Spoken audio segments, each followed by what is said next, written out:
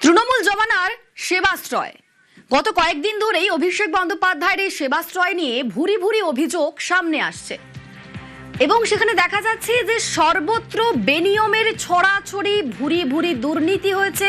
কি হয়নি সেখানে, এমনকি যারা ডাক্তার নয় তাদের দিয়েও চিকিৎসা করানো হয়েছে, এরকম ভুরি ভুরি অভিযোগ। এবার সেবাশ্রয় নিয়ে বিস্ফোরক রিপোর্ট।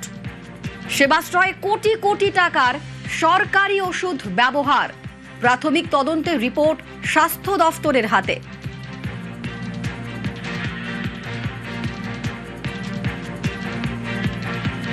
সেবাশ্রয় নিয়ে এবার বিস্ফোরক রিপোর্ট স্বাস্থ্য দপ্তরের হাতে। ঠিক কি রিপোর্ট এসেছে জানবো। আমাদের সঙ্গে সরাসরি সোমরাজ রয়েছেন প্রতিনিধি। সোমরাজ, কি তথ্য সামনে আসছে?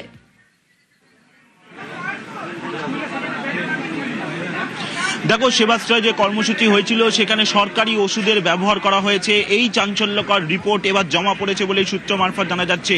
অর্থাৎ যে ওষুধ সরকারি হাসপাতালগুলিতে, মেডিকেল কলেজগুলিতে ব্যবহার করার কথা, সেই ওষুধ এবার সেবাশ্রয় কর্মসূচিতে ব্যবহার করা হয়েছে।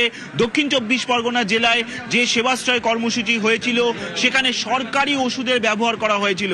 দক্ষিণ 24 পরগনা জেলার জন্য যে বরাদ্দ সরকারি ওষুধ ছিল সেই ওষুধ সেবাশ্রয় কর্মসূচিতে ব্যবহার করা হয়েছে, তেমনটাই রিপোর্ট আকারে স্বাস্থ্য দপ্তরের কাছে জমা পড়েছে এবং সেই রিপোর্ট ইতিমধ্যেই রাজ্য প্রশাসনের শীর্ষ কর্তাদের কাছেও জমা পড়েছে বলেই সূত্র মারফত জানা যাচ্ছে। কোটি কোটি টাকার সরকারি ওষুধ ব্যবহার করা হয়েছিল সেবাশ্রয় কর্মসূচিতে বলেই সূত্র মারফত খবর। যেটা সূত্র মারফত জানা যাচ্ছে যে এই কত টাকা সরকারি ওষুধ ব্যবহার করা হয়েছে সেবাশ্রয় কর্মসূচিতে তার অ্যাসেসমেন্ট করছেন স্বাস্থ্য দপ্তরের আধিকারিকরা। অর্থাৎ তার পর্যালোচনা করা হচ্ছে যে কোন কোন ওষুধ ব্যবহার করা হয়েছিল। শুধু তাই নয়, এটি কোনো সরকারি কর্মসূচি ছিল না, অর্থাৎ সেবাশ্রয় কর্মসূচি কোনোভাবেই সরকারি কর্মসূচি ছিল না। কিন্তু তা সত্ত্বেও কিভাবে যেটা দক্ষিণ 24 পরগনা জেলার জন্য বরাদ্দ ছিল সরকারি ওষুধ, সেই সরকারি ওষুধ কিভাবে সেবাশ্রয় কর্মসূচিতে ব্যবহার করা হলো এবং কারা তার জন্য অনুমোদন দিলেন, সেই আধিকারিকরা ইতিমধ্যেই চিহ্নিত হয়েছেন। চূড়ান্ত রিপোর্ট হাতে এলেই সেই আধিকারিকদের বিরুদ্ধেও চূড়ান্ত শাস্তিমূলক পদক্ষেপের পথে হাঁটছে রাজ্য প্রশাসনের শীর্ষ কর্তারা বলেই সূত্র মারফত খবর। তুমি দেখেছো এই সেবাশ্রয় কর্মসূচি নিয়েই একের পর এক তথ্য সামনে উঠে আসছিল, কিন্তু যেটা সব থেকে গুরুত্বপূর্ণ তথ্য সেটা হচ্ছে সরকারি ওষুধ সেবাশ্রয় কর্মসূচিতে ব্যবহার করা হয়েছে। এই চাঞ্চল্যকর রিপোর্ট এসে পৌঁছেছে স্বাস্থ্য দপ্তরের আধিকারিকদের কাছে, রাজ্য প্রশাসনের শীর্ষ আধিকারিকদের কাছে।